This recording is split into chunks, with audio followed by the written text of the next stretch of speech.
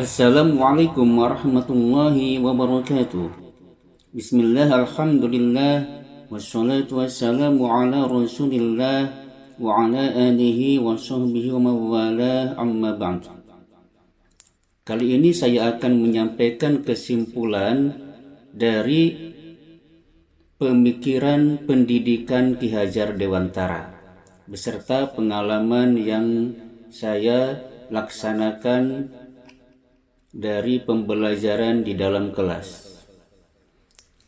Bahwasannya kesimpulan dari pemikiran pendidikan Ki Hajar Dewantara bahwa pendidikan itu hanya tuntunan hidup, bukan memaksa.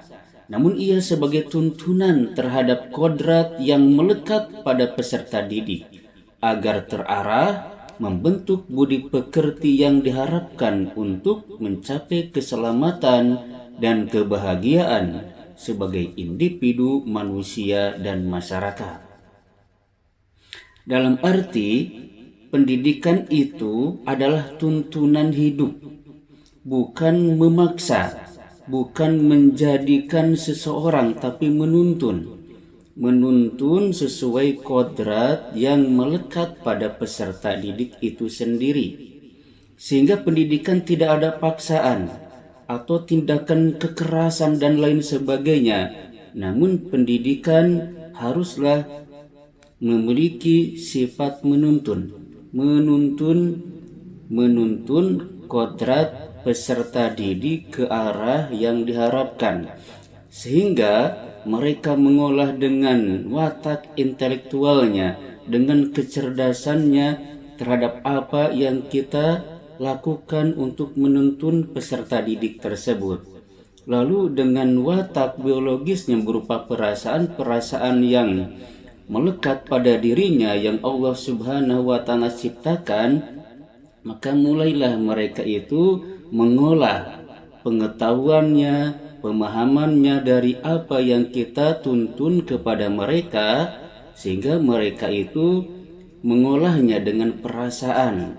Maka ilmunya dan perasaannya ini menjadi seimbang, sehingga mereka memilih untuk melakukan sesuatu yang mana sesuatu itu merupakan budi pekerti yang akan terbentuk pada peserta didik tersebut.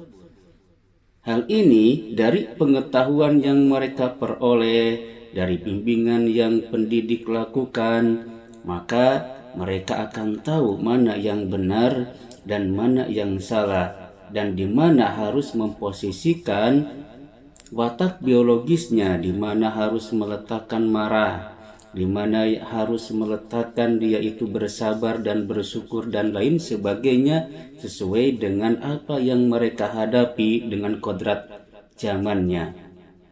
Maka pendidikan harus seimbang antara kodrat alam, yaitu yang merupakan sifat-sifat atau bentuk-bentuk yang melekat pada peserta didik. Sedangkan kodrat zaman adalah isi atau sesuatu yang terjadi di era tersebut. Lalu bagaimana cara menyikapinya? Dan inilah yang harus seimbang dalam proses pendidikan. Maka pendidik tentu harus memperhatikan hal ini.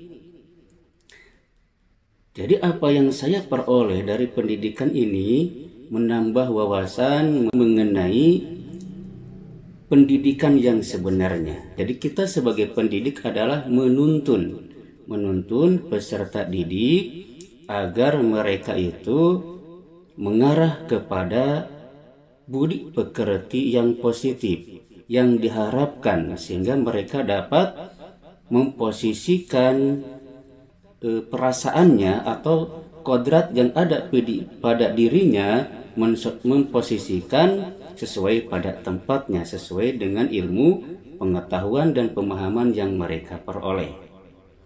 Di antaranya pengalaman yang saya alami dalam menerapkan konsep pemikiran beliau ini, yaitu saya lakukan di dalam pembelajaran di dalam kelas. Di antaranya model yang saya terapkan dalam pembelajaran di dalam kelas, itu menggunakan model pembelajaran berbasis masalah.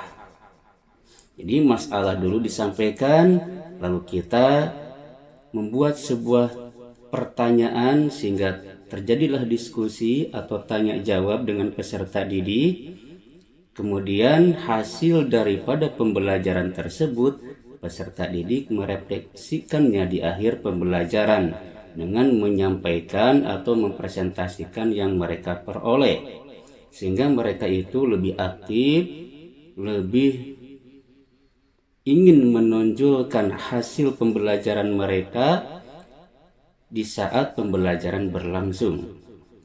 Jadi pembelajaran yang saya lakukan itu diantaranya dengan menyampaikan sebuah masalah, dan masalah itu kemudian dicari solusinya dengan berdiskusi, lalu peserta didik menyampaikan apa yang dihasilkan dari pembelajaran tersebut, dan pada akhirnya kita refleksi apa yang kita peroleh dari pembelajaran kali ini.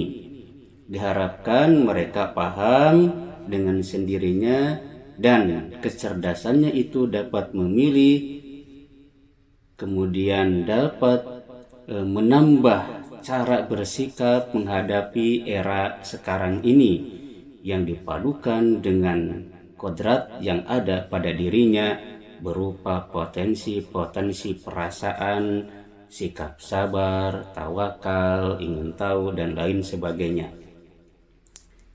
Dan itulah yang dapat saya sampaikan mengenai kesimpulan dan pemahaman saya mengenai konsep pemikiran pendidikan Ki Hajar Dewantara beserta pengalaman saya yang saya terapkan dalam proses pembelajaran di dalam kelas.